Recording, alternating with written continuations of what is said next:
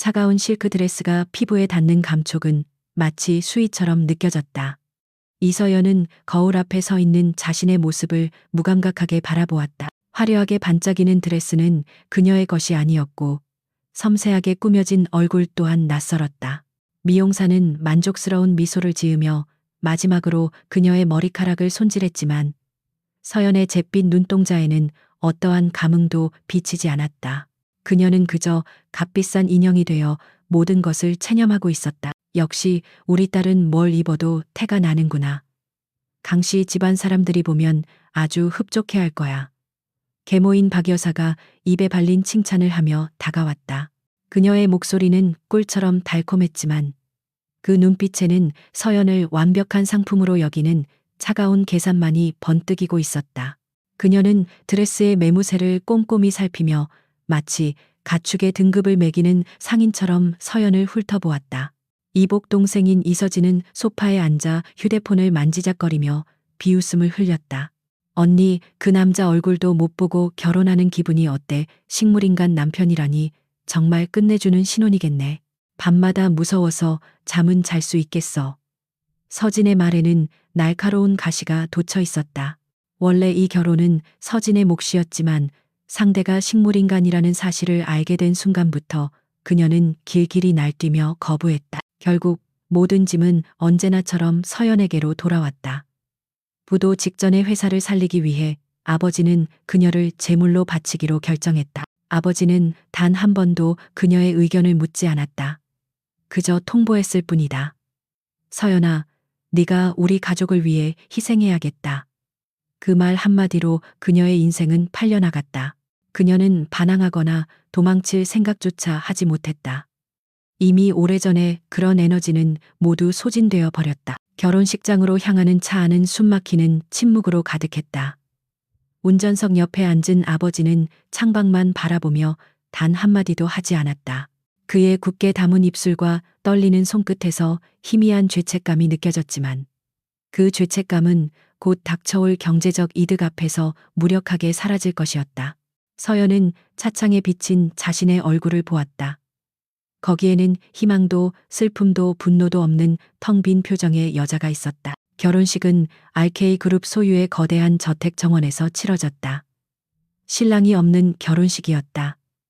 하객이라고는 양가의 직계 가족 몇 명과 변호사들 뿐이었다. 수십 명의 고용인들이 분주하게 움직였지만 그들의 얼굴에도 경사스러운 날의 기쁨은 찾아볼 수 없었다. 모두가 이 기괴하고 슬픈 거래의 증인이 되기 위해 모인 것처럼 보였다. 서연은 누구의 도움도 없이 홀로 버진 로드를 걸었다. 새하얀 드레스 자락이 잘 가꾸어진 잔디 위를 스치고 지나갔다. 그녀의 발걸음은 무겁고 느렸다. 줄에는 강지훈 회장의 대리인으로 나온 나이 지긋한 비서실장이 맡았다. 그는 감정 없는 목소리로 형식적인 서약 절차를 진행했다. 서연은 기계적으로 네라고 대답했다. 그녀의 목소리는 거의 들리지 않을 정도로 작게 떨렸다. 그녀는 결혼 반지를 자신의 손가락에 직접 끼워야 했다. 차가운 금속의 감촉이 그녀의 절망을 더욱 깊게 만들었다. 식이 끝나자마자 박 여사와 서진은 노골적으로 안도하는 표정을 지었다. 아버지는 강씨 집안 변호사와 조용히 이야기를 나누고 있었다. 아마도 약속된 투자금의 지급 절차에 대한 이야기일 것이다. 아무도 신부가 된 서연에게 축하의 말을 건네지 않았다. 그녀는 그저 자신에게 주어진 역할을 끝마친 소모품에 불과했다. 가족들은 서둘러 저택을 떠날 채비를 했다. 이제부터 네가 살 곳이다.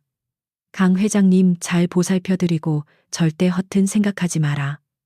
내 덕분에 우리 회사가 살았으니 그걸로 만족하고 조용히 살아. 아버지는 마지막까지 이기적인 당부를 잊지 않았다.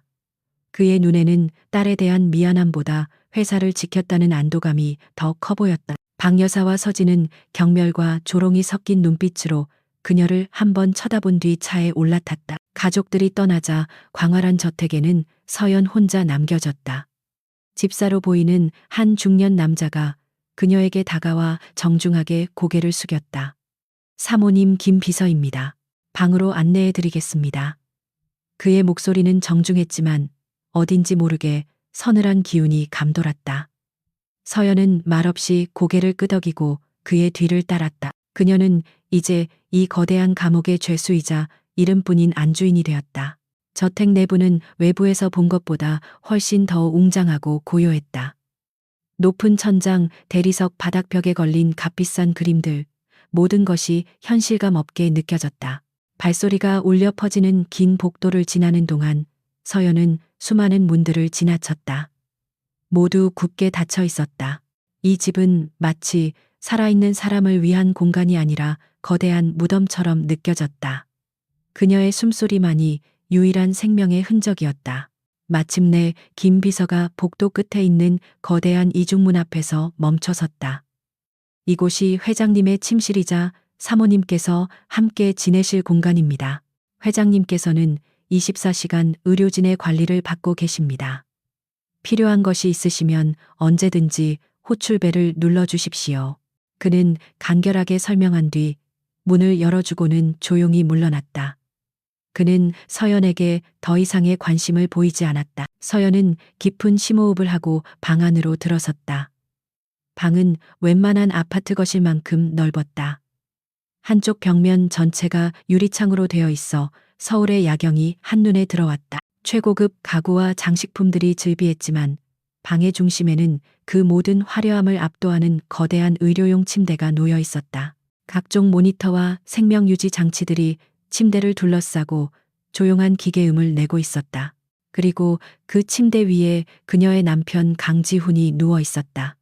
그는 창백한 얼굴로 눈을 감고 미동도 없이 누워 있었다. 가지런히 정돈된 머리카락, 날렵한 콧날 굳게 닫힌 입술. 그는 살아있는 사람이라기보다는 정교하게 만들어진 밀랍 인형처럼 보였다. 언론에서 떠들던 것처럼 그는 정말로 아무런 의식이 없는 식물인간 상태인 듯했다. 서연은 천천히 침대 쪽으로 다가갔다. 그녀는 침대 옆 의자에 조심스럽게 앉아 그의 얼굴을 가만히 들여다보았다. 이 남자가 앞으로 그녀가 평생을 함께해야 할 사람이라는 사실이 믿기지 않았다. 그녀의 인생은 이제 이 숨쉬는 조각상 옆에서 서서히 말라갈 것이다. 더 이상 꿈도 희망도 미래도 없었다. 거대한 절망감이 파도처럼 밀려와 그녀의 온몸을 잠식했다. 그녀는 눈을 감았다. 모든 것이 끝났다고 생각했다. 창밖의 도시 불빛이 방 안을 희미하게 비추고 있었다. 모니터의 규칙적인 신호음만이 정막을 깨고 있었다. 서연은 자신이 얼마나 오랫동안 그렇게 앉아 있었는지 알 수 없었다. 시간 감각이 사라진 채 그녀는 그저 텅 빈 껍데기처럼 앉아 있었다.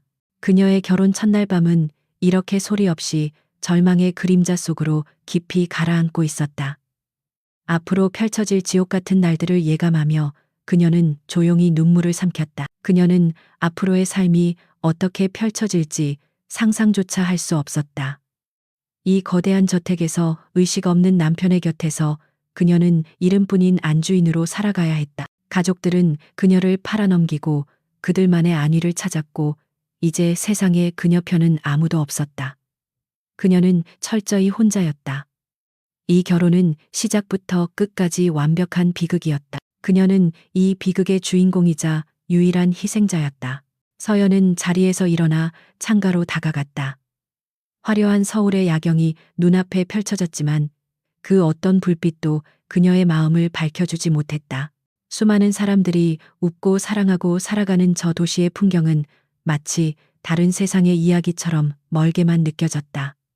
그녀는 이제 그 세상에 속하지 않은 존재였다. 그녀는 강지훈이라는 남자의 그림자 속에서 영원히 갇혀버린 것이다.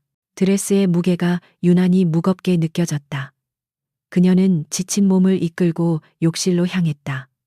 화려한 화장과 머리를 지우고 몸을 조이던 드레스를 벗어던졌다. 따뜻한 물줄기 아래에서 그녀는 오늘 하루 동안 겪었던 모든 굴욕과 슬픔을 씻어내고 싶었지만 그것들은 피부 깊숙이 스며들어 지워지지 않았다. 그녀는 평범한 실내복으로 갈아입고 다시 방으로 나왔다. 침대에 누워있는 강지훈은 여전히 똑같은 모습이었다. 그의 고른 숨소리를 들으며 서연은 묘한 기분에 사로잡혔다. 그는 살아있었지만 동시에 죽어있는 것과 같았다. 그녀 역시 살아있었지만 살아있다고 말할 수 없는 삶을 살게 될 터였다. 어쩌면 그와 그녀는 서로 다른 방식으로 세상과 단절된 닮은 꼴의 존재일지도 모른다는 생각이 들었다. 서연은 방 한쪽에 마련된 작은 소파에 몸을 웅크렸다. 침대로 갈 용기가 나지 않았다. 비록 그가 아무것도 느끼지 못한다고 해도 처음 보는 남자의 옆에 눕는다는 것은 상상하기 어려웠다. 그녀는 무릎을 감싸 안고 창밖을 바라보며 밤을 지새울 생각이었다. 앞으로 수없이 반복될 외롭고 긴 밤의 시작이었다. 그녀는 눈을 감았지만 잠은 오지 않았다. 그녀의 결혼 생활은 이렇게 시작되고 있었다. 시간이 얼마나 흘렀을까? 소파에 웅크린 채 얕은 잠에 빠져들었던 서연은 미세한 변화를 감지하고 눈을 떴다. 방 안의 공기가 이전과 다르게 느껴졌다. 규칙적으로 울리던 모니터의 신호음 중 하나가 아주 미묘하게 거의 알아차릴 수 없을 정도로 다른 패턴을 그리고 있었다. 그녀는 피로에 지친 탓이려니 생각하며 무거운 눈꺼풀을 다시 감으려 했다. 바로 그때였다. 침대 쪽에서 작고 날카로운 소리가 들렸다. 서연은 심장이 쿵 내려앉는 것을 느끼며 고개를 돌렸다. 모든 것이 그대로였다. 강지우는 여전히 창백한 얼굴로 누워 있었고 기계들은 조용히 작동하고 있었다. 헛것을 들었나 보다. 긴장과 슬픔이 만들어낸 환청일지도 모른다. 그녀는 스스로를 안심시키려 했지만 곤두선 신경은 가라앉지 않았다. 그녀는 숨을 죽인 채 침대를 정확히는 침대 위에 뻗어 있는 그의 손을 주시했다. 바로 그 순간 기적 혹은 악몽 같은 일이 일어났다. 그의 손가락 하나가 아주 천천히 하지만 분명하게 움직였다. 서연은 자신의 눈을 의심했다. 그녀는 자리에서 벌떡 일어나 침대 가까이 다가갔다. 심장이 미친 듯이 뛰기 시작했다. 그녀가 침대 곁에 섰을 때 그의 다른 쪽 손가락도 움찔거렸다. 그것은 무의식적인 경련이 아니었다. 분명한 의지를 가진 움직임이었다. 서연은 공포에 질려 뒷걸음질 쳤다. 머릿속이 하얗게 비어버렸다. 의사를 불러야 하나 김 비서에게 알려야 하나 하지만 그녀의 몸은 얼어붙은 듯 움직이지 않았다. 그녀가 혼란에 빠져 있는 사이 더욱 놀라운 일이 벌어졌다. 그가 천천히 눈을 뜬 것이다. 오랫동안 감겨 있었을 그의 눈꺼풀이 열리자 그 안에서 깊고 서늘한 눈동자가 드러났다. 그 눈은 막 깨어난 사람의 것이라고는 믿을 수 없을 만큼 맑고 예리했다. 그의 시선이 방 안을 한 바퀴 훑더니 이내 공포에 질려있는 서연에게로 향했다. 그는 아무 말도 하지 않았지만 그 강렬한 시선만으로도 방 안의 모든 공기를 지배하는 듯했다. 서연은 숨쉬는 것조차 잊어버렸다. 이 상황은 그녀의 상식을 완전히 벗어난 것이었다. 식물인간이 몇 년 동안 의식 없이 누워있던 남자가 이렇게 갑자기 깨어나 이토록 강렬한 눈빛을 할 수는 없었다. 남자는 몸에 연결된 몇몇 센서를 거슬린다는 듯 떼어내며 천천히 상체를 일으켰다. 그의 움직임에는 조금의 망설임이나 불편함도 없었다. 마치 오랫동안 잠을 잔 사람이 기지개를 켜는 것처럼 자연스러웠다. 그는 침대 머리맡에 기대앉아 서연을 다시 한번 찬찬히 뜯어보았다. 그의 시선은 그녀의 머리부터 발끝까지 훑으며 무언가를 평가하는 듯했다. 당신이 내 아내로 팔려온 여자군. 낮고 차분한 목소리가 방 안의 정적을 깨고 울려 퍼졌다. 그 목소리에는 오랜 시간 말을 하지 않은 사람의 어색함 따위는 전혀 없었다. 오히려 모든 상황을 파악하고 있다는 듯한 절대적인 자신감이 묻어났다. 서연은 너무 놀라 아무 대답도 할 수 없었다. 그녀는 그저 벌어진 입을 다물지 못한 채 그를 바라볼 뿐이었다. 남자는 강지우는 그녀의 반응을 예상했다는 듯 희미하게 입꼬리를 올렸다. 그렇게 놀랄 것 없다. 언론에 알려진 것과 달리 나는 아주 멀쩡하니까 그가 말했다. 정확히는 멀쩡한 척 연기를 해야만 했지. 내가 깨어났다는 사실을 아는 사람은 극소수다. 이제 당신도 그 중 하나가 된 거고. 그의 설명은 서연의 혼란을 조금도 해소해주지 못했다. 오히려 더 깊은 미궁 속으로 그녀를 밀어넣었다. 연기라고 이 모든 것이 연기였다는 말인가.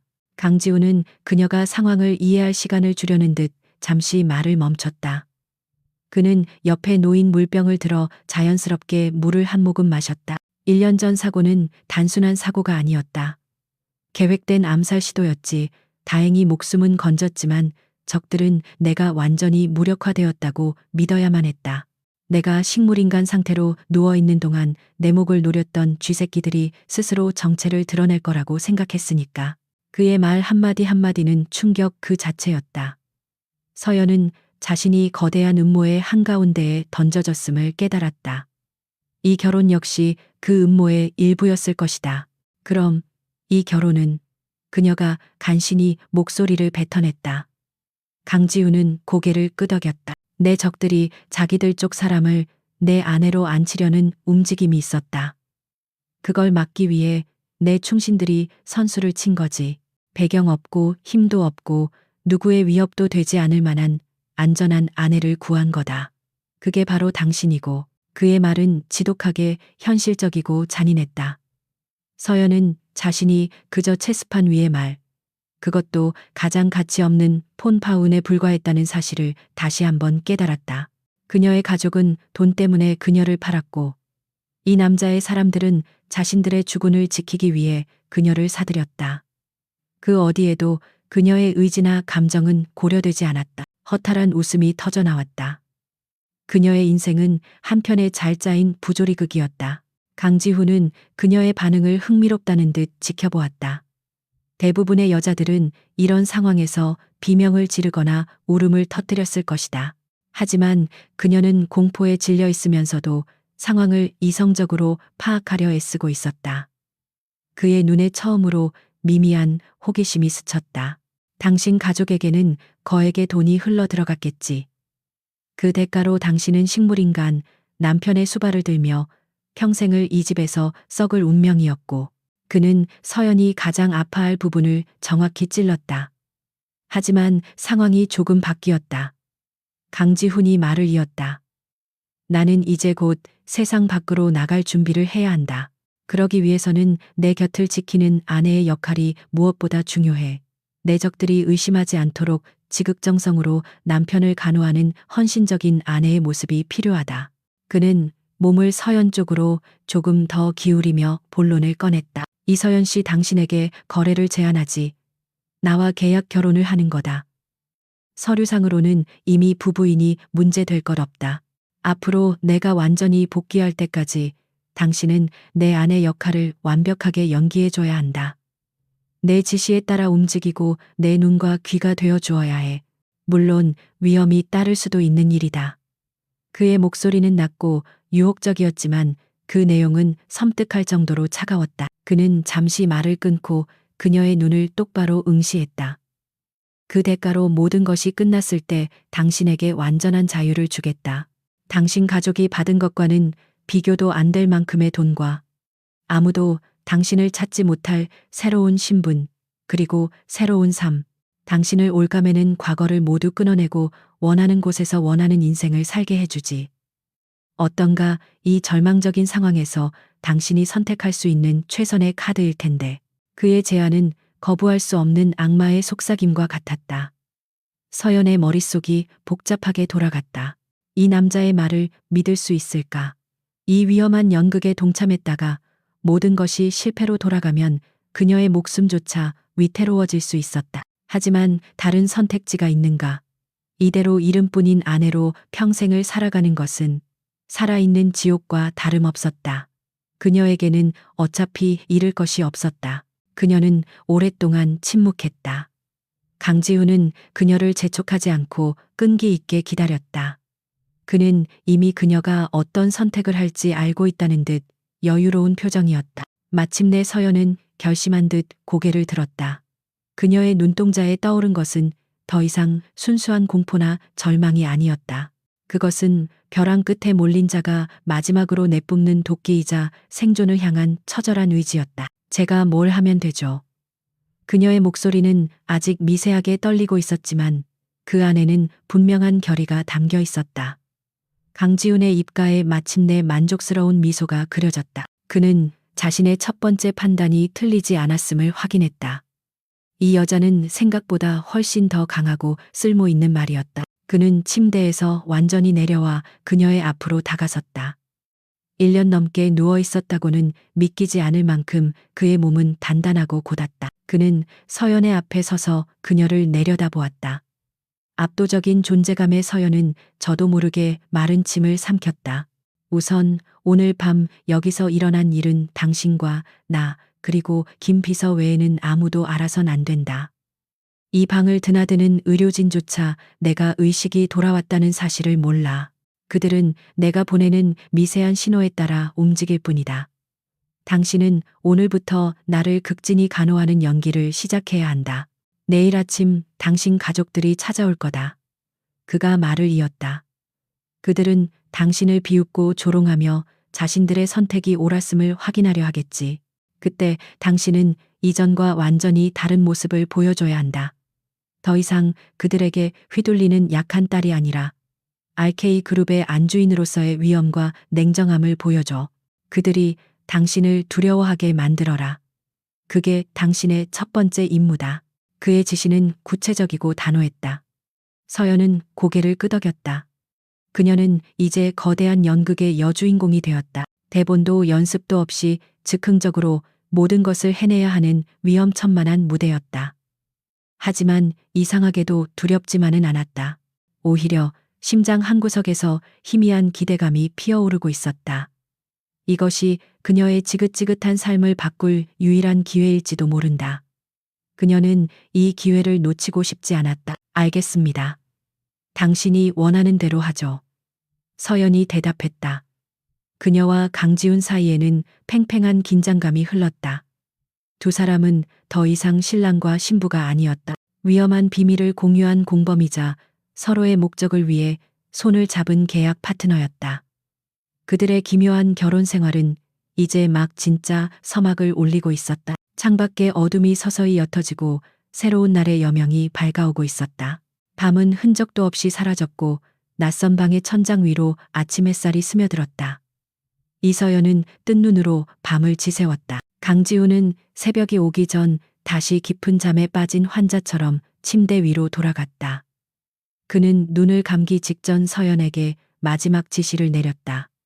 두려움을 보이지 마. 이 집의 주인은 당신이야. 그들은 문 앞에 찾아온 거지에 불과해. 그 말이 그녀의 귓가에 계속 맴돌았다. 김 비서가 보낸 사용이니 그녀의 아침 준비를 도왔다. 그녀는 화려한 옷 대신 단정하면서도 기품이 느껴지는 짙은 남색 원피스를 골랐다. 불필요한 장신구는 모두 배제했다.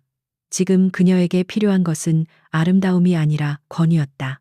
거울에 비친 자신의 모습은 어제와 확연히 달랐다. 절망에 빠진 희생양이 아니라 거대한 성을 지키는 차가운 여주인의 모습이 거기에 있었다. 예상대로 오전 10시가 되자 초인종이 울렸다. 김 비서가 인터폰으로 가족들의 방문을 알렸다. 서연은 즉시 그들을 맞이하지 않았다.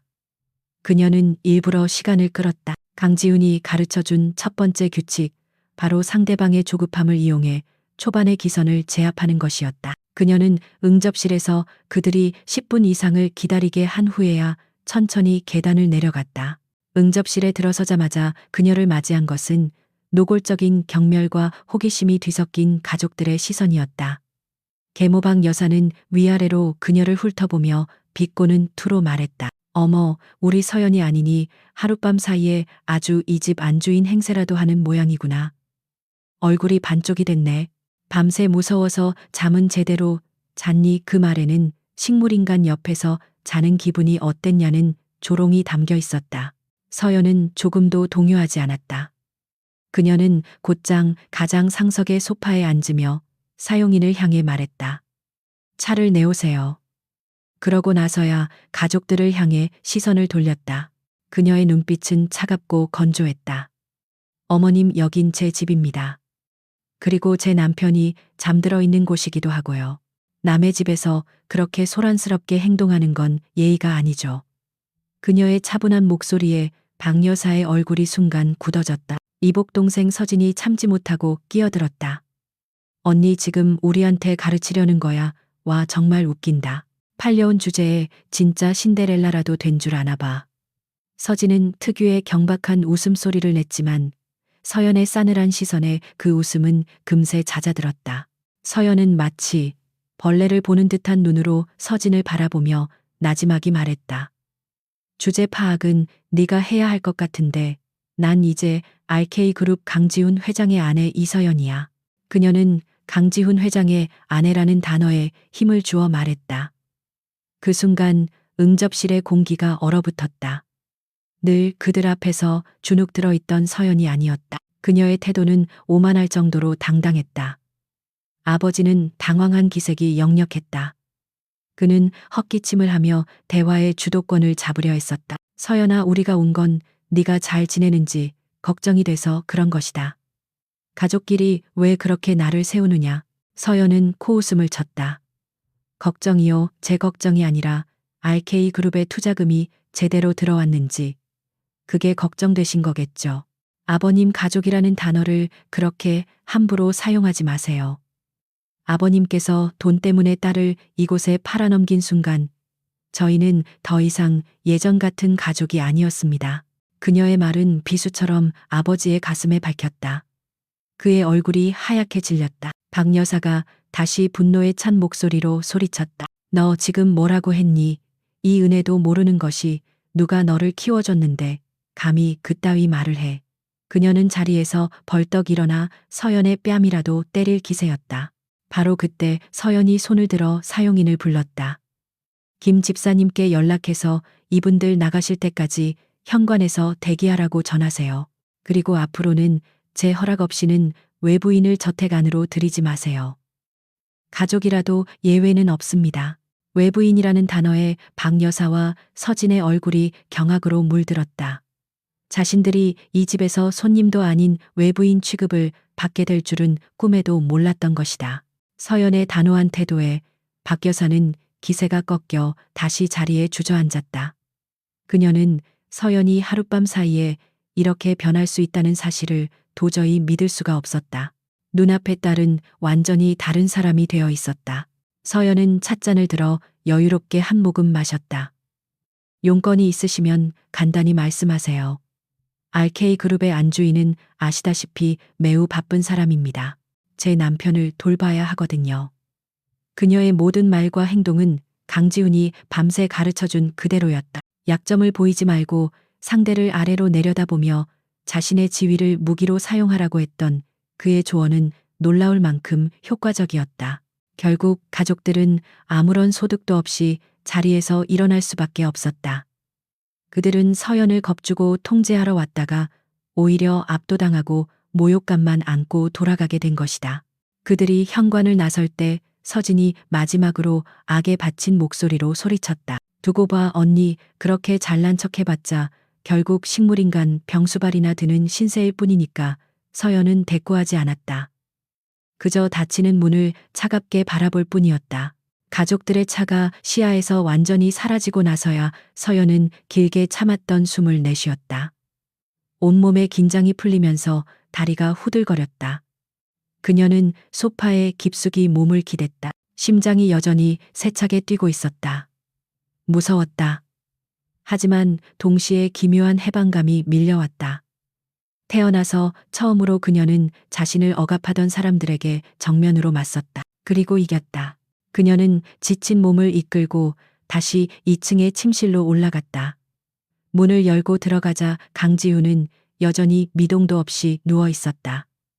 방 안은 아침과 조금도 달라지지 않았다. 서연은 그가 모든 것을 보고 들었다는 사실을 알면서도 왠지 모를 허탈함에 그의 침대 옆 의자에 주저앉았다. 그녀는 성공적으로 첫 번째 임무를 완수했지만 마음은 복잡하기만 했다. 그녀는 한참 동안 말없이 창밖을 바라보았다. 자신의 연기가 어땠는지, 그가 만족했는지 궁금했지만 물어볼 수는 없었다. 그저 다시 찾아온 정적 속에서 자신의 가쁜 숨을 고를 뿐이었다. 그녀가 생각에 잠겨 있을 때 갑자기 침대 옆 심박수 모니터에서 짧은 신호음이 한 번 삑 하고 울렸다. 평소의 규칙적인 소리와는 다른 명백히 의도적인 신호였다. 서연은 깜짝 놀라 모니터를 쳐다보았다. 숫자는 정상이었다. 모든 것이 그대로였다.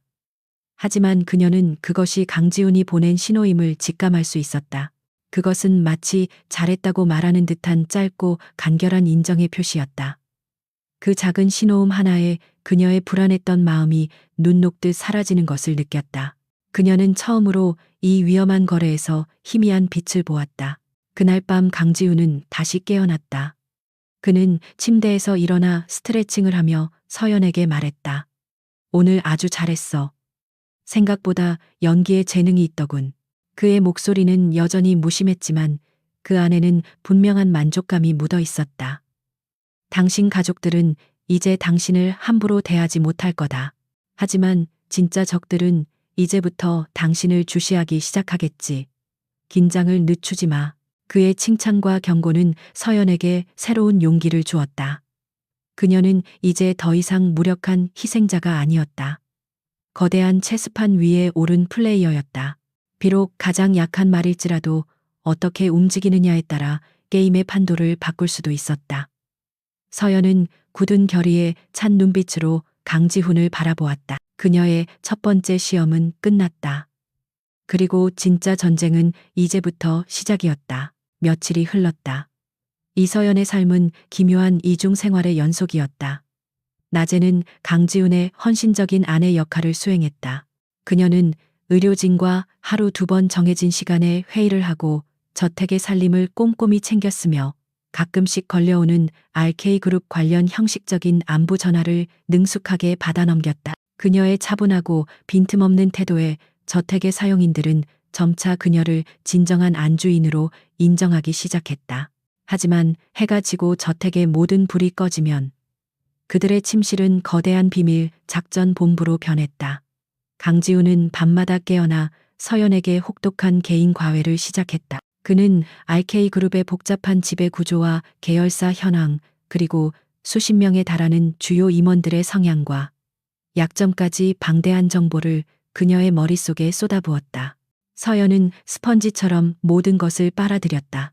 어느 날 밤 강지훈은 이제 그녀를 더 깊은 곳으로 끌어들일 때가 되었다고 판단했다. 그는 침대에서 일어나 서재에 숨겨진 금고에서 작은 태블릿 PC 하나를 꺼내왔다. 그리고 응접실에서 마주 앉아 처음으로 자신의 가장 큰 적에 대한 이야기를 구체적으로 꺼내기 시작했다. 그의 목소리는 이전보다 한층 더 낮고 무겁게 가라앉아 있었다. 내 주된 적은 태양그룹의 최민준 회장이다. 그는 태블릿 화면에 최 회장의 사진을 띄웠다. 날카로운 눈매와 탐욕스러워 보이는 인매를 가진 중년 남자였다. 최 회장은 겉으로는 인자한 경영인 행세를 하지만 실상은 목적을 위해서라면 어떤 불법적인 수단도 마다하지 않는 독사 같은 인간이지.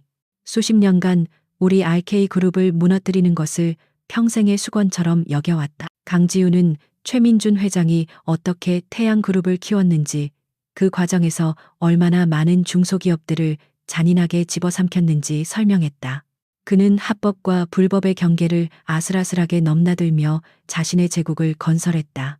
1년 전의 사고 역시 RK그룹의 차세대 에너지 사업권을 빼앗기 위한 최 회장의 계략일 가능성이 가장 높다고 강지훈은 확신하고 있었다. 그를 무너뜨리려면 결정적인 증거가 필요해. 그가 내 사고의 배후라는 증거, 그리고 그가 저질러온 수많은 비리들을 입증할 증거 말이다.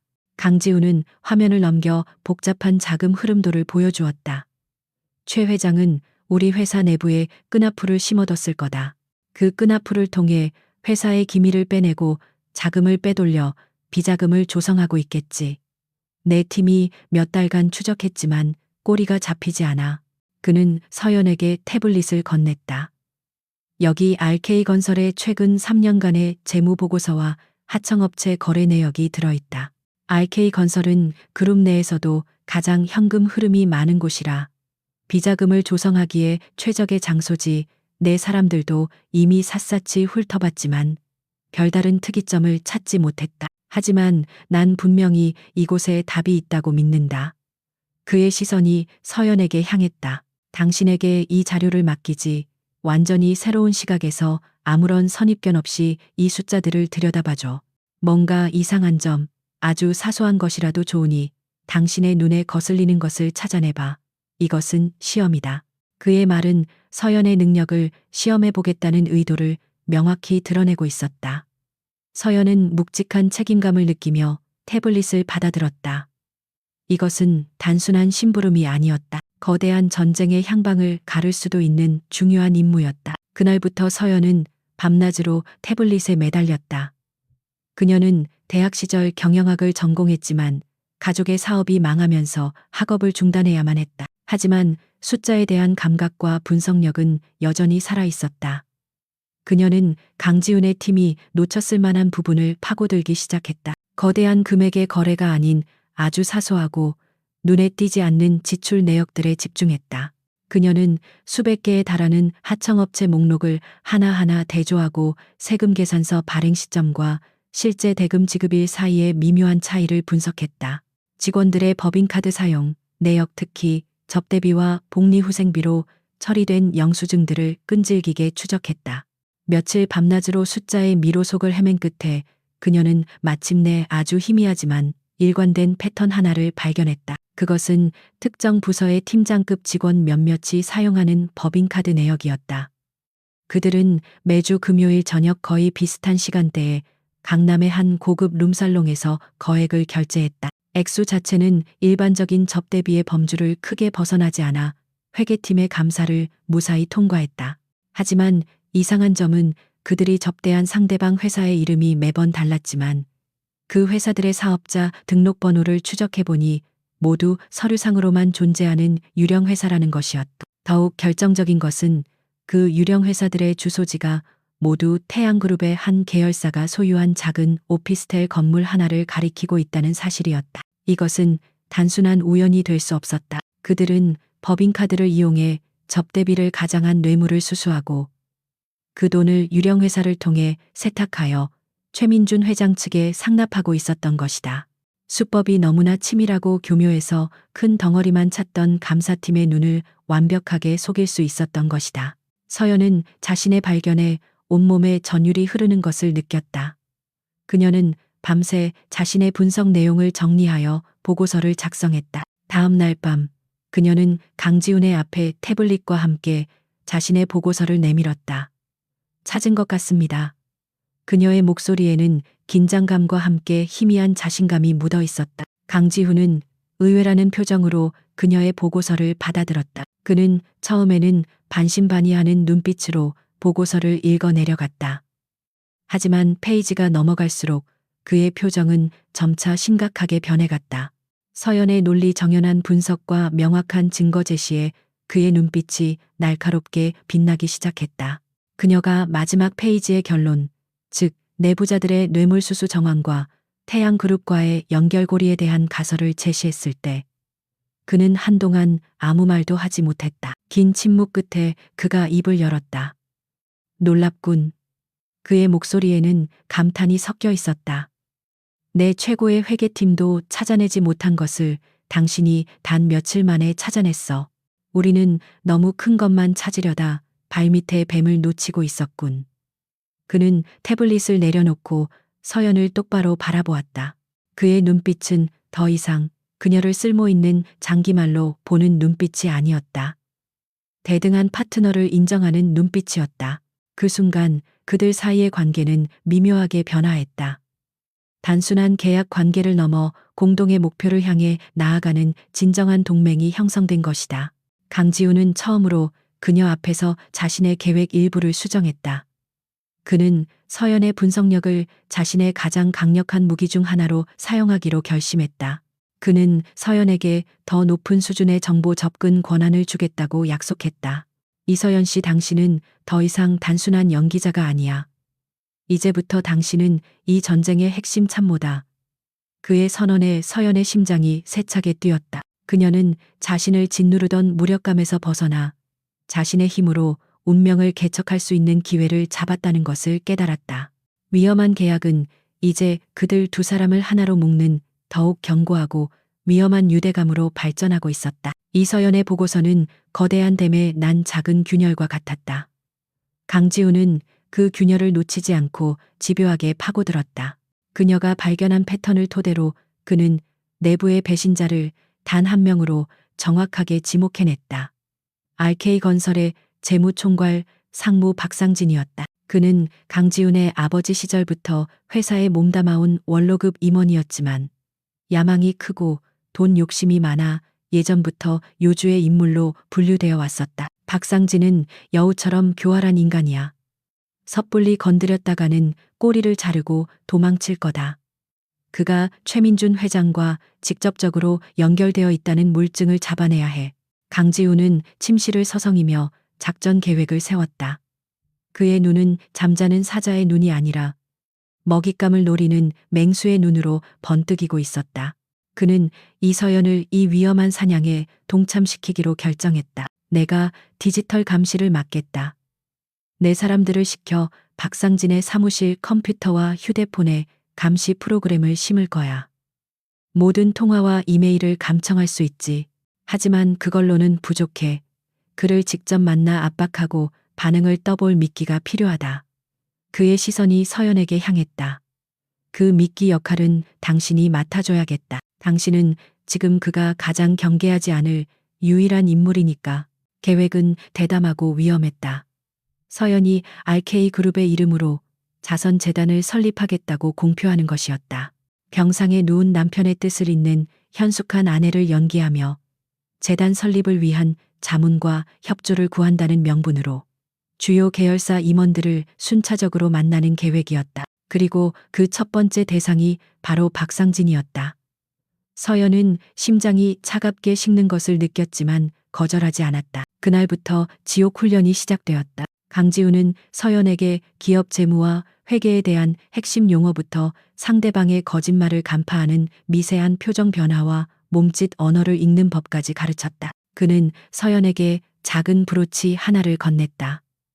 평범한 액세서리처럼 보였지만 반경 10m 내의 모든 소리를 녹음할 수 있는 고성능 도청장치였다. 서연은 이제 연기자에서 스파이로 역할을 바꿔야 했다. 약속한 날, 서연은 김 비서의 수행을 받으며 강남에 위치한 RK건설 본사로 향했다. 로비에 들어서는 순간 모든 직원들의 시선이 그녀에게 쏠렸다.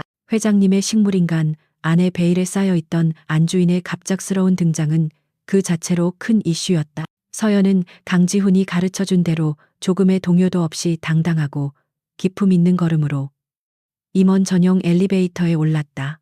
박상진 상무의 사무실은 넓고 화려했다. 그는 문 앞까지 마중 나와 아주 정중하고 인자한 미소로 그녀를 맞이했다. 사모님, 이렇게 누추한 곳까지 직접 왕림해 주시니 몸둘 바를 모르겠습니다. 회장님 병화는 좀 어떠신지요? 그의 말투는 깍듯했지만 그의 눈빛 깊은 곳에서는 세상 물정 모르는 어린 여자라며 자신을 얕보는 오만함이 스쳐 지나갔다. 서연은 그의 위선을 꿰뚫어보며 온화한 미소를 지었다. 상무님께서 염려해 주신 덕분에 잘 버티고 계세요. 제가 오늘 찾아뵌 것은 다름이 아니라 저희 RK그룹의 이름으로 사회에 공헌할 수 있는 자선재단을 만들어 볼까 해서요. 재무 전문가이신 상무님의 고견을 듣고 싶어서 왔습니다.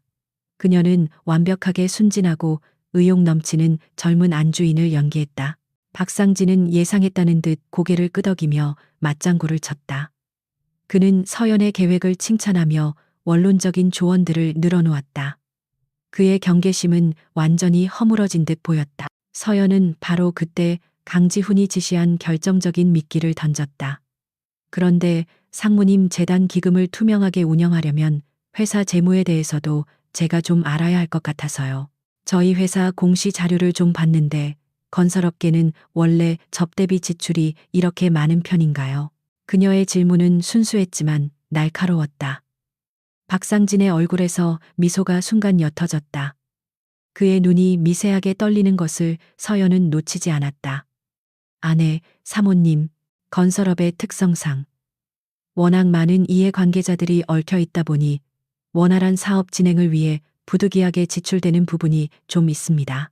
물론 모든 것은 회계 규정 내에서 투명하게 처리되고 있습니다. 그의 대답은 매끄러웠지만 목소리는 평소보다 반톤 정도 높아져 있었다. 서연은 결정타를 날리기로 마음먹었다. 그녀는 마치 방금 생각났다는 듯 천진한 표정을 지으며 말했다. 아, 그리고 재단 창립 기념 행사를 맡길 작은 이벤트 기획사를 하나 추천받았는데 블루스타 이벤트라고 들어보셨어요? 아주 작지만 실력 있는 곳이라고 하던데 혹시 우리 RK 건설과 거래한 적이 있나요? 블루스타 이벤트는 그녀가 찾아낸 여러 유령 회사 중 하나였다. 그 이름을 듣는 순간 박상진의 얼굴이 눈에 띄게 굳어졌다. 그는 자신도 모르게 펜을 쥔 손에 힘을 주었다. 블루, 스타요, 금시초문입니다. 저희 같은 대기업이 그런 이름 없는 소규모 업체와 거래할 일은 없습니다. 그의 부인은 너무나 빠르고 단호해서 오히려 의심을 증폭시켰다. 서연은 그가 미끼를 확실히 물었다는 것을 알 수 있었다.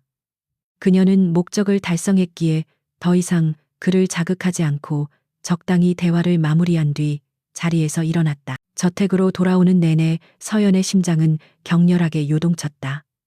호랑이 굴에 들어갔다 나온 듯 온몸의 기운이 빠져나가는 것 같았다. 그날 밤 그녀는 녹음된 파일을 강지훈과 함께 들었다. 박상진의 미세한 목소리 떨림과 당황하는 기색이 녹음기에는 선명하게 담겨 있었다. 강지훈은 그녀의 완벽한 연기에 만족스러운 표정을 지었다. 완벽했어. 그는 당신을 완전히 얕보고 있다가 허를 찔린 거야. 바로 그때 강지훈의 암호화된 메신저로 메시지 하나가 도착했다. 디지털 감시팀의 보고였다. 박상진은 서연이 다녀간 직후 누군가에게 극도로 불안한 목소리로 짧은 통화를 했고 사무실의 모든 서류를 파쇄하기 시작했다는 내용이었다. 첫 번째 퍼즐 조각이 제자리를 찾은 순간이었다. 강지훈은 서연을 바라보았다. 그녀의 얼굴에는 아직 긴장감이 남아 있었지만 두려움보다는 해냈다는 성취감이 더 커 보였다. 그는 그녀가 이 위험한 게임에 생각보다 훨씬 더 깊이 몰입하고 있다는 것을 알았다. 이제 뱀을 건드렸으니 그놈도 가만히 있지는 않을 거다. 진짜 싸움은 지금부터야. 그의 말처럼 그들은 이제 돌아올 수 없는 강을 건넜다. 그리고 그 강 건너편에는 더 거대하고 위험한 적이 그들을 기다리고 있었다. 박상진 상무를 만나고 온 뒤로 며칠간은 폭풍 전의 고요함처럼 평온했다. 박상진은 외부적으로는 아무런 동요도 보이지 않았고 회사 생활에도 변함이 없었다. 하지만 강지훈의 감시망에 따르면 그는 극도로 예민해져 있었으며 자신의 모든 통신 기록을 삭제하고 대포폰을 사용하는 등 꼬리를 감추기 위한 작업에 들어간 상태였다. 그는 잔뜩 겁을 먹은 뱀처럼 또아리를 틀고 있었다. 놈이 최민준에게 보고를 올렸을 거다. 예상치 못한 변수, 즉 내 아내의 등장에 대해서 말이지. 강지훈은 모니터를 보며 나지막이 말했다. 그의 예측은 정확했다. 최민준 회장은 자신의 계획에 아주 작은 변수라도 생기는 것을 용납하지 않는 인물이었다. 그는 자신을 위협하는 존재가 나타났다고 판단하면 그것이 무엇이든 뿌리째 뽑아버리려 들 것이다. 강지훈과 서연은 숨을 죽인 채 적의 다음 수를 기다렸다. 적의 반격은 예상보다 훨씬 더 빠르고 거대하게 시작되었다. 어느 날 아침 대한민국 모든 언론사의 헤드라인이 RK그룹의 기사로 도배되었다. 기사의 내용은 충격적이었다. RK그룹이 차세대 성장 동력으로 야심차게 추진 중이던 친환경 스마트시티 프로젝트에서 불법 폐기물을 매립하고 기준 미달의 불량 자재를 사용했다는 의혹이 제기된 것이다. 기사는 매우 구체적이고 악의적이었다. 내부 고발자의 증언이라며 익명의 인터뷰가 실렸고 교묘하게 조작된 사진들이 증거 자료로 첨부되었다. 기사가 터져나오자마자 환경단체들이 들고 일어났고 정치권에서도 진상조사를 촉구하는 목소리가 터져나왔다. 이것은 단순한 의혹 제기가 아니었다. RK그룹의 이미지를 한순간에 나락으로 떨어뜨리기 위해 정교하게 계획된 여론전이었다. 후폭풍은 즉각적이고 파괴적이었다. 주식시장이 열리자마자 RK그룹의 주가는 폭락하기 시작했다. 단 몇 시간 만에 시가 총액 수조 원이 공중으로 증발했다. 회사 본사는 성난 기자들과 시위대로 둘러싸여 아수라장이 되었다. 총수가 식물인간으로 누워있는 상황에서 터진 최악의 스캔들에 회사 내부는 극심한 혼란에 빠졌다. 임원들은 우왕좌왕했고 누구도 책임 있는 결정을 내리지 못했다. 침실한 거대한 벽면 TV에는 온종일 RK그룹에 대한 부정적인 뉴스들이 쏟아져 나왔다. 강지우는 창가에 서서 팔짱을 낀 채 그 모든 것을 묵묵히 지켜보고 있었다. 그의 얼굴은 분노로 굳어 있었지만 그보다 더 깊은 무력감이 그의 전신을 감싸고 있었다. 자신이 평생을 바쳐 이룩한 제국이 눈앞에서 불타고 있는데도 그는 유령처럼 숨어서 지켜볼 수밖에 없었다. 최민준. 강지우는 주먹을 불끈 쥐었다. 뼈마디가 하얗게 변할 정도로 강한 힘이 실려 있었다. 그가 계획한 것은 조용한 사냥이었다. 하지만 최민주는 판을 뒤엎고 전면전을 선포했다. 갇혀있는 사자를 우리 밖에서 마음껏 조롱하며 그의 영역을 하나씩 파괴하기 시작한 것이다. 그의 분노는 서연에게까지 고스란히 전해져 방 안의 공기를 무겁게 짓눌렀다. 서연 역시 지옥 같은 시간을 보내고 있었다. 그녀는 이제 명실상부한 RK그룹의 안주인이자 유일한 창구였다. 이사회 임원들과 주요 주주들 심지어 정부 부처 관계자들에게서까지 전화가 빗발쳤다. 그들은 회장님의 의중을 물었고 회사의 입장을 확인하려 했다. 서연은 그때마다 강지훈에게 밤새 배운 지식과 특유의 담대함으로 침착하게 대응했다. 염려해 주셔서 감사합니다. 하지만 언론 보도는 대부분 악의적인 왜곡입니다. RK그룹은 곧 공식적인 입장을 발표하고 모든 의혹에 대해 투명하게 해명할 것입니다. 회장님께서도 모든 상황을 보고받고 계시니 조금만 더 저희를 믿고 기다려 주십시오. 그녀는 거짓말을 하고 있었지만 그녀의 차분하고 단호한 목소리는 일부 동요하던 이들을 진정시키는 효과가 있었다. 그녀는 홀로 거대한 폭풍을 막아서는 방파제 역할을 하고 있었다. 밤이 되자 강지훈은 비로소 이성을 되찾았다. 그는 분노를 가라앉히고 냉철한 분석가의 얼굴로 돌아왔다. 이건 단순한 흠집 내기가 아니야. 주가를 폭락시켜 헐값에 지분을 매입하려는 속셈이다. 그는 서연에게 최민준의 진짜 목표를 설명했다. 언론을 이용해 회사를 혼란에 빠뜨리고 기존 주주들을 압박해 주식을 팔게 만든 뒤 유령 회사를 통해 그 지분들을 헐값에 사들이는 거지. 결국 적대적 M&A를 위한 사전 작업이야. 그의 말대로 외국계 투자 자본을 위장한 정체불명의 자금들이 RK그룹의 주식을 조용히 사들이고 있다는 보고가 들어오기 시작했다. 적은 어둠 속에서 착실하게 목을 조여오고 있었다. 그리고 마침내 최민준의 결정타가 날아왔다. 이대 주주인 국부펀드와 몇몇 기관 투자자들이 연합하여 긴급 이사회 소집을 요구한 것이다.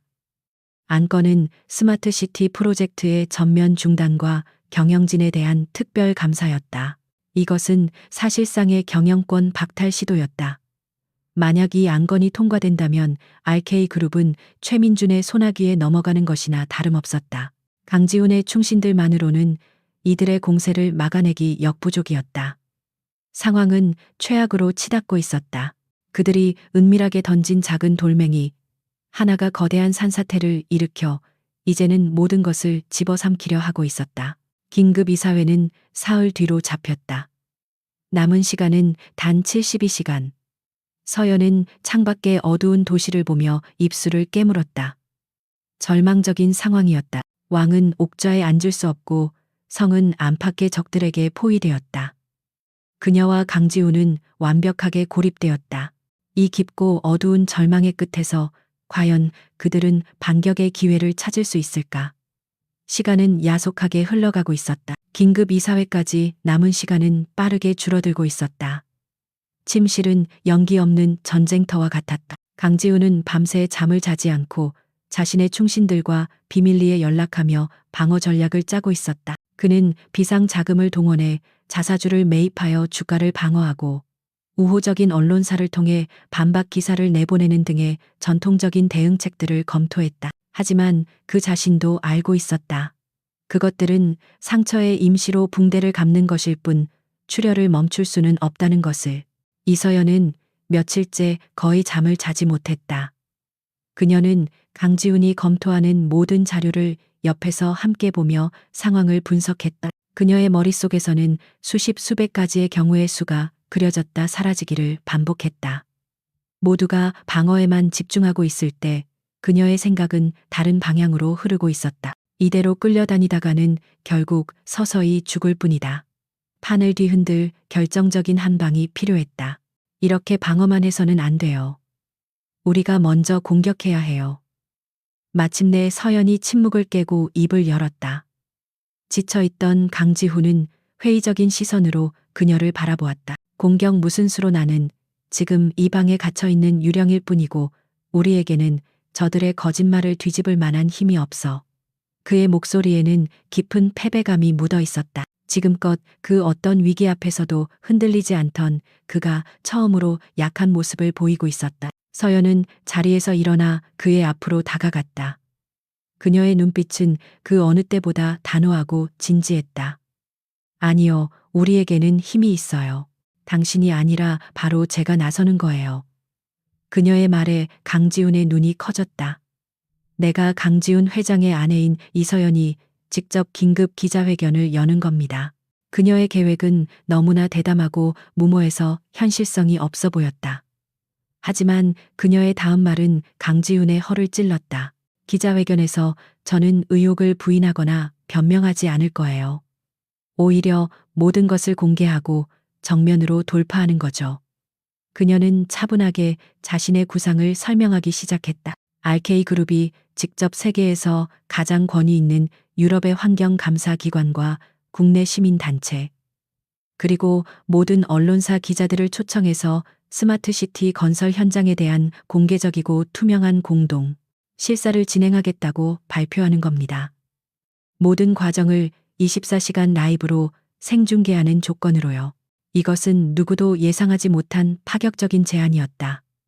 만약 프로젝트에 아주 작은 흠이라도 있다면 RK그룹은 재기 불능의 타격을 입게 될 엄청난 도박이었다. 강지훈이 무언가 말을 하려 했지만 서연은 그의 말을 막고 자신의 비장의 카드를 꺼내 들었다. 그리고 가장 중요한 건 그 다음이에요. 만약 이 실사 결과 RK그룹의 결백이 증명된다면 허위 사실을 최초로 보도한 언론사에 대해 그룹 역사상 최대 규모의 손해배상 청구 소송을 제기할 거라고 선포하는 겁니다. 그녀는 숨을 고르고 마지막 일격을 날렸다.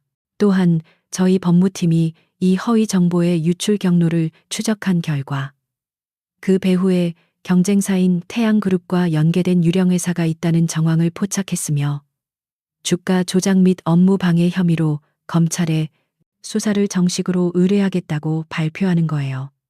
그녀의 계획은 완벽한 역공이었다. 수세에 몰려 변명하는 대신 진실을 무기로 삼아 적의 심장을 겨누는 대담한 전략이었다. 강지훈은 순간 말을 잃었다. 그는 서연의 얼굴을 멍하니 바라보았다. 그녀의 계획은 미친 짓처럼 들렸지만 동시에 천재적이었다. 그것은 위기를 기회로 바꾸는 가장 강지훈다운 방식의 반격이었다. 그는 그녀에게서 자신의 모습을 보았다. 그는 자신도 모르게 희미하게 미소 지었다. 절망의 늪에서 허우적대던 그에게 그의 아내가 가장 날카로운 검을 손에 쥐어준 것이다. 좋아, 그렇게 하지. 그의 승인이 떨어지자 모든 것이 일사천리로 진행되었다. 남은 48시간 동안 저택은 거대한 작전 본부가 되었다. 강지훈은 김 비서를 통해 자신의 충신들에게 비밀 지령을 내렸다. 법무팀은 밤을 새워 태양그룹을 겨냥한 소장을 작성했고 홍보팀은 긴급 기자회견을 준비했다. 서연은 강지훈과 함께 밤을 새워 기자회견 발표문을 작성하고 예상 질문에 대한 답변을 수십 번씩 연습했다. 기자회견 당일 서연은 수백 명의 기자들 앞에 홀로 섰다. 수많은 카메라 플래시와 질문 세례 속에서 그녀는 잠시 현기증을 느꼈지만 이내 마음을 다잡았다. 그녀는 이제 더 이상 팔려온 가난한 소녀가 아니었다. 거대한 제국의 운명을 짊어진 안주인이었다.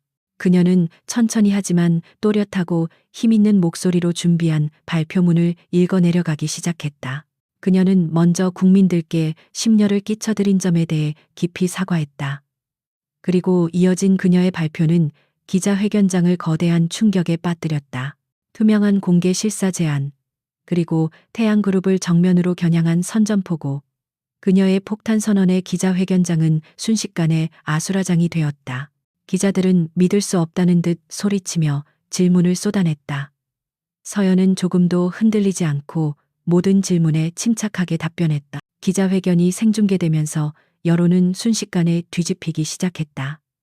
RK그룹의 대담하고 자신감 넘치는 대응에 대중들은 열광했다. 진실을 감추려는 기업이 아니라 오히려 진실을 증명하려는 기업의 모습에 신뢰를 보내기 시작한 것이다. 추락하던 주가는 폭락을 멈추고 극적으로 반등하기 시작했다. 가장 큰 타격을 입은 것은 최민준 회장이었다. 그는 이제 해명하고 방어해야 하는 입장이 되었다. 긴급 이사회가 열렸을 때 회의장의 분위기는 180도 달라져 있었다. 최민준의 사주를 받은 이사들은 더 이상 공세적인 태도를 취하지 못했다. 프로젝트 중단 및 특별 감사 안건은 압도적인 표 차이로 부결되었다.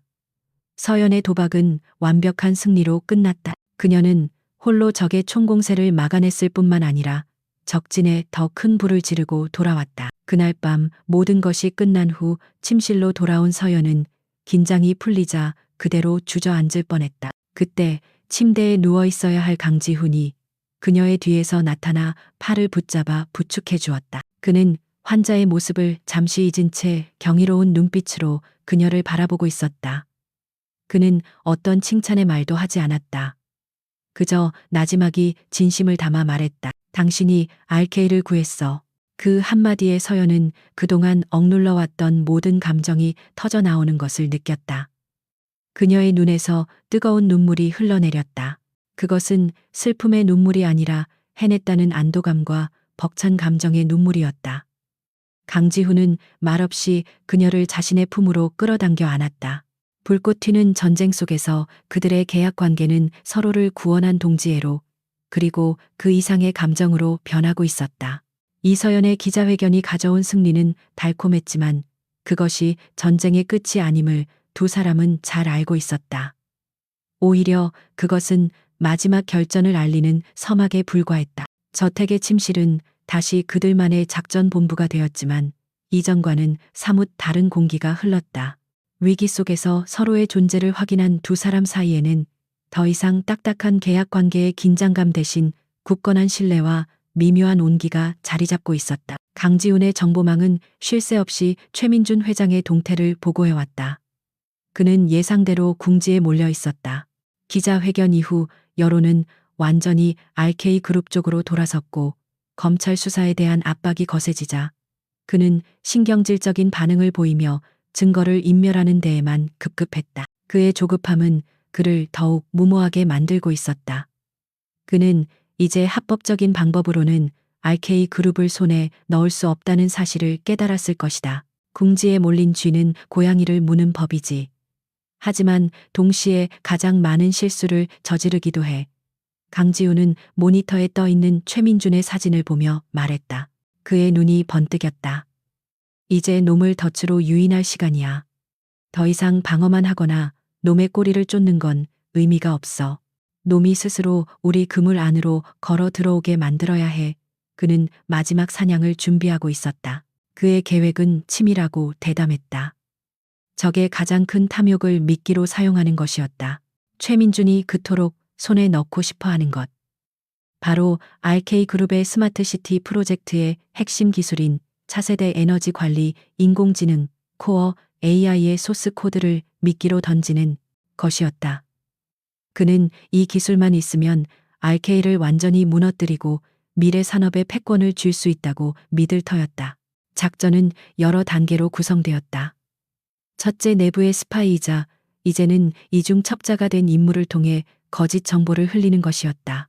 RK그룹의 회장 부인이 최근의 위기로 인해 극심한 스트레스를 받고 있으며 보안 문제에 대해 극도로 예민하게 반응하고 있다는 소문을 퍼뜨렸다. 또한 코어 AI의 소스 코드가 네트워크에서 완전히 분리되어 경기도 외곽의 한 RD 연구소 지하 벙커에 단독으로 보관되어 있다는 정보를 흘렸다.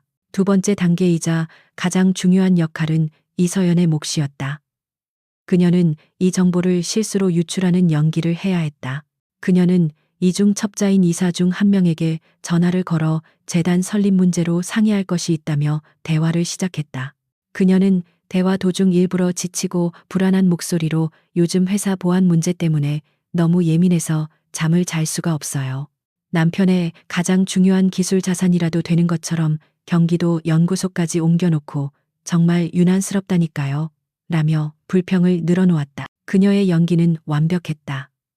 오만하고 똑똑한 척하지만 결국 경험 없는 아마추어에 불과하다는 최민준이 그녀에게 씌워놓은 프레임에 정확히 부합하는 행동이었다. 이 통화는 당연히 최민준의 귀에 들어갈 것이고 그는 강지훈의 아내가 무의식 중에 결정적인 정보를 누설했다고 확신할 터였다. 그는 이 절호의 기회를 놓치지 않을 것이 분명했다. 그들이 미끼를 던져놓고 기다리는 동안 경기도 연구소는 거대한 덫으로 변모하고 있었다. 강지훈은 김 비서를 통해 자신의 최정예 보안팀을 연구소 직원으로 위장시켜 배치했다. 지하 벙커 서버실의 모든 벽과 천장에는 초소형 카메라와 음성 탐지기가 설치되었다. 그들이 노리는 서버는 진짜가 아닌 더미 서버였다. 누군가 서버에 접근을 시도하는 순간 경보 없이 강지훈의 팀에게만 신호가 가고 동시에 침입자의 시스템에 역으로 추적 프로그램을 심도록 설계되었다. 이제 모든 준비는 끝났다. 서연은 자신의 역할을 훌륭하게 수행했고 덫은 설치되었다. 남은 것은 호랑이가 덫에 걸리기만을 기다리는 것뿐이었다. 기다림의 시간은 지독하게 길었다. 침실 안에는 무거운 긴장감이 감돌았다. 그들은 밤새 함께 여러 개의 모니터를 응시했다. 모니터에는 연구소 내외부를 비추는 수십 개의 CCTV 화면이 분할되어 있었다. 그 침묵의 시간 속에서 그들의 관계는 더욱 깊어졌다. 강지훈은 위험한 역할에 그녀를 끌어들인 것에 대한 미안함을 내비쳤고 서연은 오히려 이것이 자신의 삶을 되찾을 유일한 기회라며 그를 안심시켰다. 그들은 더 이상 계약으로 묶인 파트너가 아니었다. 생사를 함께하는 전우이자 서로의 상처를 보듬어주는 유일한 존재가 되어가고 있었다. 그리고 마침내 그들이 기다리던 순간이 왔다. 박상진 상무와 최민준 회장 사이에 오간 암호화된 통신을 감청하는 데 성공했다. 최민준은 직접 행동에 나서기로 결정했다. 그는 자신의 수하들을 시켜 연구소를 급습하고 코어 AI 소스 코드를 탈취하라는 명령을 내렸다. 그는 이 기술만 손에 넣으면 설사 침입 사실이 발각되더라도 RK그룹이 그 사실을 외부에 공표하지 못할 것이라고 판단한 것이다. 자신들의 치명적인 보안 실패를 인정하는 셈이 되니까. 그는 강지훈과 이서연을 너무 얕보고 있었다. 그의 탐욕이 이성을 마비시킨 것이다. 강지훈의 메신저로 마침내 최종 보고가 들어왔다. 정체불명의 차량 여러 대가 연구소 방향으로 고속으로 이동 중이라는 내용이었다. 모니터 속 어둠이 내린 연구소 주변 도로에 여러 개의 헤드라이트 불빛이 나타났다. 그들은 망설임 없이 연구소의 가장 취약한 후문 쪽으로 접근하고 있었다. 그들이 움직이기 시작했습니다. 30분 내로 연구소에 도착할 겁니다. 김 비서의 긴급한 보고가 스피커를 통해 흘러나왔다. 강지훈은 여러 개의 카메라 화면을 응시하며 마우스 휠을 돌렸다. 그의 눈빛은 얼음장처럼 차가웠다. 그는 옆에 앉은 서연을 바라보았다. 그녀의 얼굴에는 긴장감이 역력했지만 두려움보다는 결연한 의지가 더 강하게 서려 있었다. 마지막 사냥이 시작된 것이다.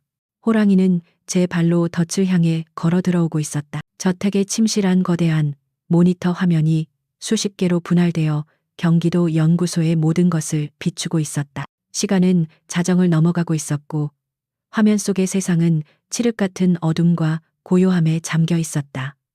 하지만 그 고요함은 폭풍전야의 그것처럼 살벌한 긴장감을 품고 있었다. 강지훈과 이서연은 나란히 앉아 숨을 죽인 채 어둠 속에서 시작될 사냥을 기다리고 있었다. 마침내 변화가 시작되었다. 연구소 외곽의 열감지 카메라에 여러 개의 인형이 포착되었다.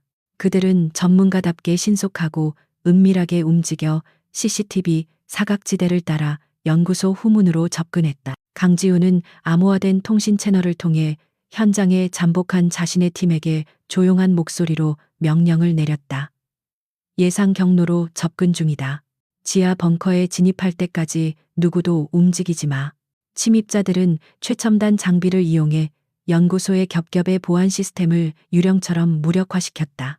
그들의 모든 움직임은 강지훈의 손바닥 위에 있었지만 그들은 자신들이 완벽한 작전을 수행하고 있다고 굳게 믿고 있었다. 마침내 그들은 목적지인 지하 벙커의 두꺼운 강철문 앞에 도착했다. 서연은 저도 모르게 마른 침을 삼켰다. 화면 너머의 상황임에도 불구하고 심장이 터질 듯이 뛰었다. 침입자들의 리더로 보이는 남자가 휴대용 플라스마 절단기로 강철문의 구멍을 뚫고 잠금 장치를 해제했다. 그들이 서버실 안으로 진입하는 순간 강지훈의 입가에 차가운 미소가 걸렸다. 쥐들이 덧 안으로 모두 들어온 것이다. 침입자들은 환호성을 지를 뻔했다. 눈앞에 놓인 거대한 서버가 바로 그들의 목표 RK그룹의 심장인 코어 AI의 원본 데이터가 담긴 곳이었으니까. 리더는 즉시 휴대용 해킹 장비를 더미 서버에 연결하고 데이터 다운로드를 시작했다. 바로 그 순간 강지훈이 키보드의 엔터키를 눌렀다. 작전 개시 신호였다. 서버실의 모든 조명이 꺼지고 비상등이 켜지며 공간을 섬뜩한 붉은 빛으로 물들였다. 동시에 쿵 하는 굉음과 함께 서버실의 유일한 출입문이었던 강철문이 완전히 폐쇄되었다. 당황한 침입자들이 소리치는 순간 벙커 전체에 강지훈의 목소리가 울려 퍼졌다. 태양그룹의 개들아 환영한다. 너희 주인에게 전해라. 게임은 끝났다고. 그의 목소리가 끝나기가 무섭게 서버실의 벽 곳곳에 위장되어 있던 패널이 열리며 완전 무장한 강지훈의 보안팀이 모습을 드러냈다. 도간에 든 쥐가 된 침입자들은 제대로 저항 한번 해보지 못하고 순식간에 제압당했다. 모든 상황은 단 5분 만에 종료되었다. 이틀 후 RK그룹 본사 최고층 회의실에서는 긴급 이사회가 열리고 있었다. 최민준 회장의 사주를 받은 이사들은 기세등등했다. 그들은 아직 자신의 부하들이 잡혔다는 사실을 모르고 있었다. 박상진 상무가 선봉에 서서 이서연의 독단적인 경영 개입을 맹비난하며 그녀의 모든 권한을 박탈해야 한다고 주장했다. 최민준 회장은 화상회의 화면 너머에서 만족스러운 미소를 지으며 이 모든 상황을 즐기고 있었다. 이서연은 거대한 테이블 상석 회장의 자리에 앉아 쏟아지는 비난을 묵묵히 듣고 있었다. 그녀의 침착한 태도는 오히려 반대파들을 더욱 자극했다. 마침내 박상진이 준비한 마지막 카드를 꺼내들었다. 회장님의 공백이 너무나 큽니다. 이에 저는 강지훈 회장님의 직무 정지를 정식으로 건의하며 전문 경영인 체제로의 전환을 위한 비상대책위원회 구성을 제안합니다. 그의 말이 끝나자 회의실 문이 활짝 열렸다. 모든 사람의 시선이 문으로 쏠렸다. 김 비서가 먼저 들어와 길을 열었고 그 뒤를 따라 한 남자가 걸어 들어왔다. 지난 1년간 병상에 누워 있어야 할 남자 죽은 사람처럼 여겨졌던 RK그룹의 회장 강지훈이었다. 그는 완벽하게 건강한 모습으로 날카로운 수트를 입고 회의실 안으로 들어섰다. 회의실은 극도의 충격으로 물을 끼얹은 듯 조용해졌다. 화상회의 화면 속 최민준 회장의 얼굴에서 미소가 사라지고 경악이 서렸다. 박상진 상무는 유령이라도 본 것처럼 얼굴이 새하얗게 질려 자리에서 벌떡 일어났다. 강지훈은 그 모든 반응을 즐기듯 천천히 회장석으로 걸어가 서연의 옆에 섰다. 오랜만입니다, 이사 여러분. 그리고 최민준 회장. 그의 서늘한 목소리가 회의실의 정적을 깼다. 그는 서연의 어깨를 가볍게 감싸 안으며 말했다. 그동안 제 아내가 제국을 잘 지키고 있었군요. 이제 남편이 돌아왔으니 마무리를 해야겠지. 그는 손짓으로 김 비서에게 신호를 보냈다. 회의실의 대형 스크린에 떠있던 최민준의 얼굴이 사라지고 이틀 전 경기도 연구소에서 벌어졌던 모든 상황이 담긴 고화질 영상이 재생되기 시작했다. 회의실은 다시 한번 충격에 휩싸였다. 태양그룹의 용병들이 RK그룹의 핵심 기술을 훔치려다. 현장에서 체포되는 장면, 그리고 그들의 장비에서 실시간으로 태양그룹 본사 서버로 데이터가 전송되려던 기록까지 모든 것이 명백한 증거였다. 영상이 끝나자 강지훈은 박상진 상무가 유령회사를 통해 비자금을 조성하고 태양그룹의 뇌물을 상납한 증거 자료들을 차례로 화면에 띄웠다. 마지막으로 그는 결정적인 한 방을 날렸다. 체포된 침입자 중 한 명의 자백 영상이었다. 그는 자신이 1년 전 강지훈의 차량 브레이크를 고장냈던 바로 그 인물이며 모든 것은 최민준 회장의 직접적인 지시였다고 눈물로 호소했다. 살인 미수 혐의를 입증하는 완벽한 증거였다. 이어서 이서연의 가족이 박상진과 거래하며 그녀를 팔아넘긴 추악한 계약 내용까지 스크린에 폭로되었다. 모든 것이 끝났다. 최민준 회장은 조용히 화상회의 연결을 끊었지만 때는 이미 늦었다. 강지훈의 법무팀이 넘긴 증거를 확보한 검찰이 바로 그 시각 태양그룹 본사를 압수수색하고 있었다. 회의실에는 보안 요원들이 들이닥쳐 넋이 나간 채 주저앉아 있는 박상진 상무에게 수갑을 채웠다. 강지훈은 얼어붙은 이사들을 둘러보며 선언했다. 반역자들에 대한 숙청은 끝났습니다. 이제 제국을 재건할 시간입니다. 그의 목소리에는 절대적인 군주의 위엄이 서려 있었다. 강지훈의 귀환이 불러온 폭풍은 대한민국 전체를 뒤흔들었다. 언론은 연일 황제의 귀환이라는 자극적인 제목으로 그의 드라마틱한 복귀와 그 이면에 숨겨져 있던 거대한 음모를 대서특필했다. 태양그룹 최민준 회장의 몰락은 신속하고 완전했다.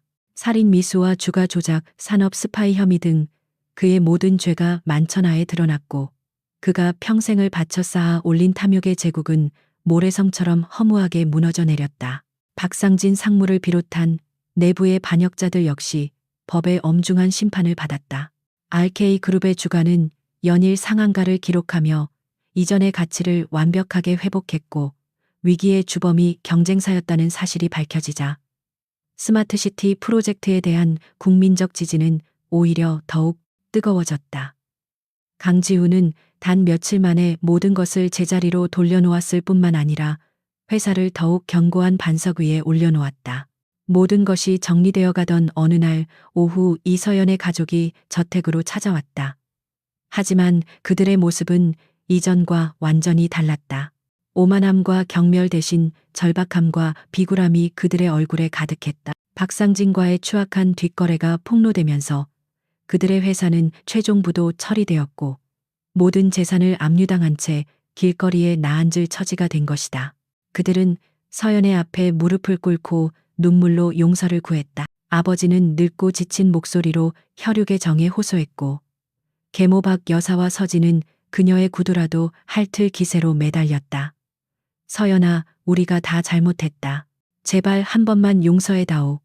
네가 아니면 우리는 이제 갈 곳이 없다. 그들의 모습은 처량했지만 서연의 마음은 얼음처럼 차가웠다. 그녀는 자리에서 일어나 그들을 차갑게 내려다보았다. 그녀의 눈에는 더 이상 분노나 슬픔이 없었다. 오직 경멸과 완전한 무관심만이 존재할 뿐이었다. 용서요. 당신들은 나를 돈 몇 푼에 팔아넘기면서 내 인생이 어떻게 되든 상관하지 않았죠.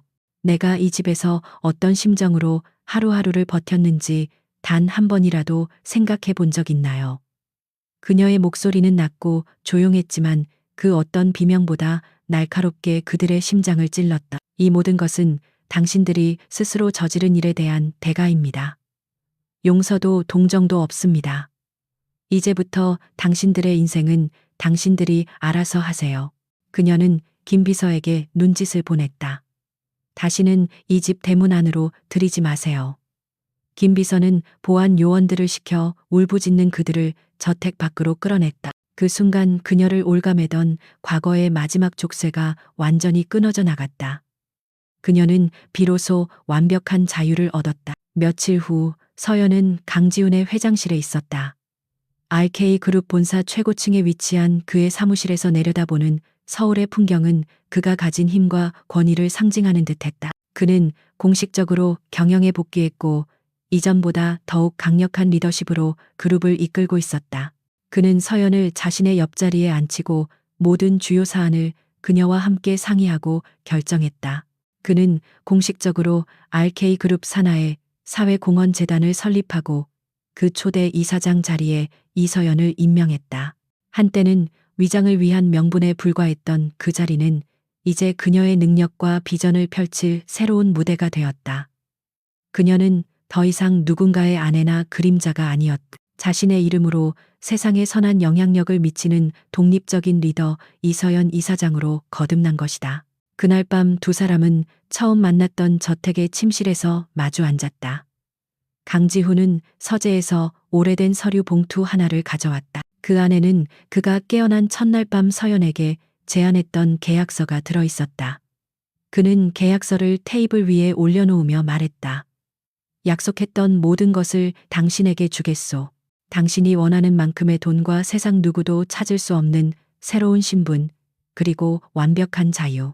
그는 잠시 말을 멈추고 그녀의 눈을 깊이 응시했다. 그의 눈빛이 애틋하게 흔들리고 있었다.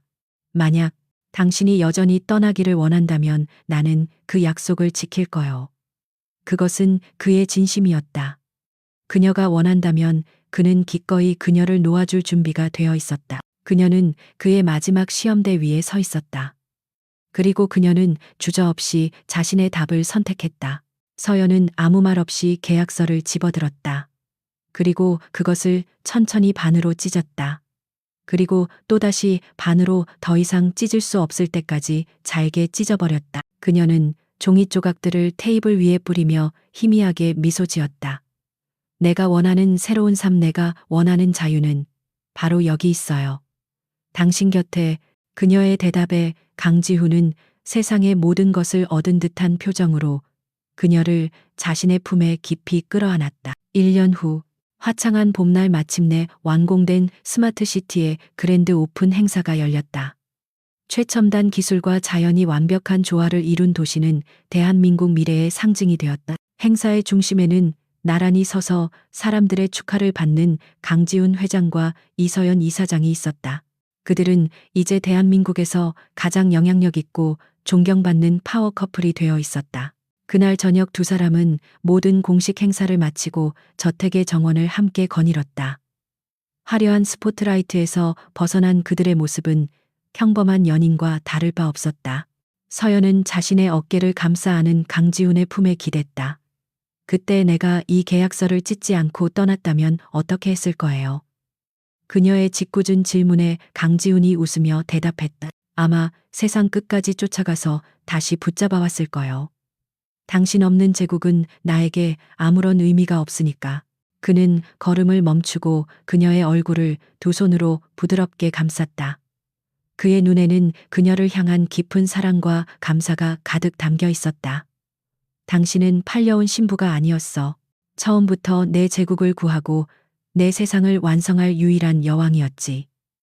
그는 그녀의 입술에 부드럽게 입을 맞췄다. 지독한 절망 속에서 시작되었던 그들의 위험한 계약은 이제 세상 그 무엇보다 견고하고 아름다운 사랑으로 완성되었다. 제국의 새로운 새벽이 밝았고 그들의 이야기는 이제 막 시작되고 있었다.